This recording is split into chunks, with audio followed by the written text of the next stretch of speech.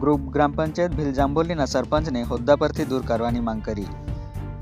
તાપી જિલ્લાના નિઝર તાલુકાના ભીલજાંબોલી ગ્રુપ ગ્રામ પંચાયતના સરપંચ અને સભ્યોએ અને તેમજ મોજે ભીલજાંબોલીના ગઢના તાલુકા પંચાયતના સભ્ય શ્રી અમરસિંહ મગનભાઈ વડવીએ પોતાના કાર્યકાળ દરમિયાન તેમની હોદ્દાનો દુરુપયોગ કરીને પોતાના તેમજ પોતાના સગાઓના નામે સરકારી લાભો મેળવ્યા હોય, સરકારી નાણાંની વસૂલાત કરી તમામ વિરુદ્ધ ફોજદારી રાહે કાર્યવાહી કરવામાં આવે.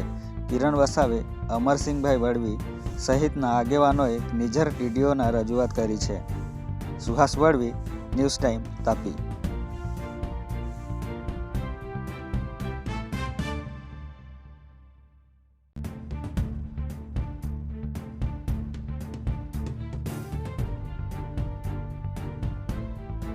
સિંહ ભરતભાઈ વડવી, હું ભીલજાંબોલીનો રહેવાસી છું. અમે ગત ટાઈમે આરટીઆઈ માહિતી માગી હતી. તેમાં માહિતી મુજબ અમે અરજી કરી છે આજે તાલુકા વિકાસ અધિકારીને. કઈ બાબતને લઈને તમે માહિતી માંગી હતી?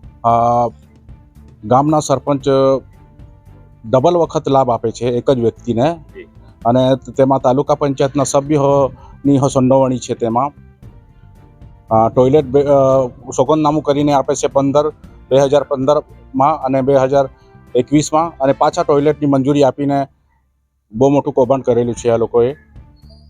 માહિતી તમને આપવામાં આવે છે તેમાં શું દર્શાવવામાં આવ્યું છે? માહિતી આપી છે એમાં સોગંદનામામાં એવું દર્શાવ્યું છે કે અમારે ઘરે ટોયલેટ છે, પછી બીજી વખત મંજૂર કરે છે. 2015માં પહેલા ટોયલેટ છે રીતનું સોગંદનામું કરેલું છે.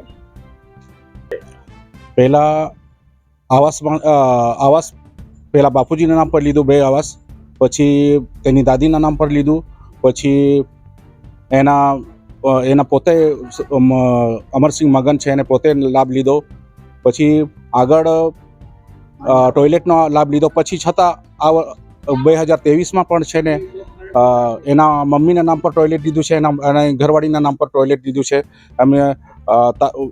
એમ કુટુંબના વ્યક્તિને વારંવાર લાભ આપીને સરપંચ અને આ તાલુકા પંચાયતના સભ્યો પોતાના હોદ્દાનો દુરુપયોગ કરે છે. તો આ દુરુપયોગ માટે તાલુકા વિકાસ અધિકારી યોગ્ય કાર્યવાહી કરીને આ લોકોને હોદ્દા પરથી દૂર કરે એવી મારી માંગ છે.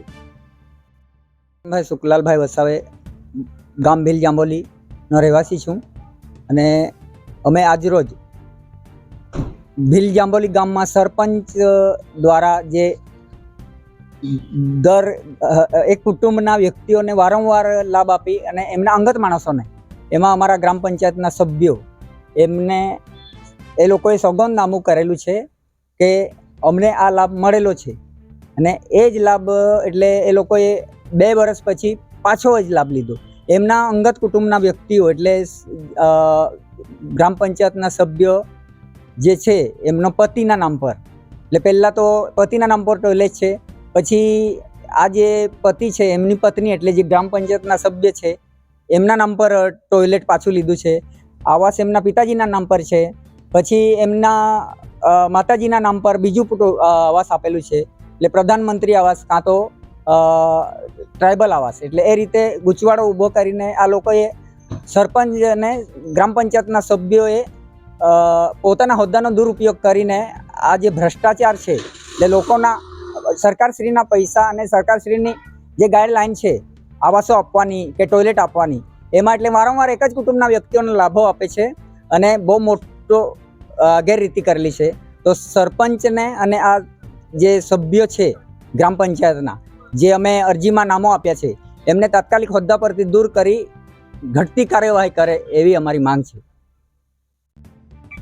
આપણે પ્રધાનમંત્રી નવા આવાસની કામગીરી ચાલે છે, એટલે એમાં જીઓટેકની કામગીરી ચાલે છે. એમાં પણ જે સરપંચના માણસો છે એમના એક જ રેશન કાર્ડ પર 2, 3 કે 4 ફોટા પડે છે, અને જે અન્ય વ્યક્તિઓ છે એમના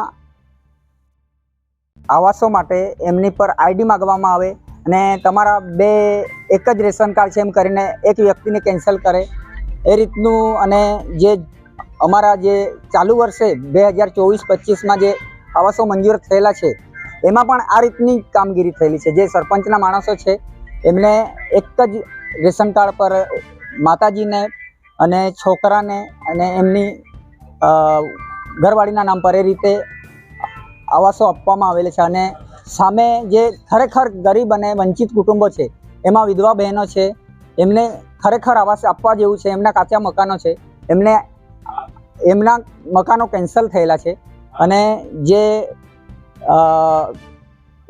પહેલા લાભ લીધેલો છે એમને ડુપ્લિકેશન કરીને આવાસો આપવામાં આવી રહેલા છે. શું માંગશે આપની? અમારી એ માંગ છે કે આ જે વ્યક્તિઓ જે ખરેખર વંચિત કુટુંબો છે, એમને કાચા મકાનો ધરાવતા છે, એમને આવાસો મળવા જોઈએ. એના માટે અધિકારીશ્રીઓએ ધ્યાન આપીને ગરીબ લોકોને આવાસ મળે એના પર વધારે ધ્યાન આપવું જોઈએ.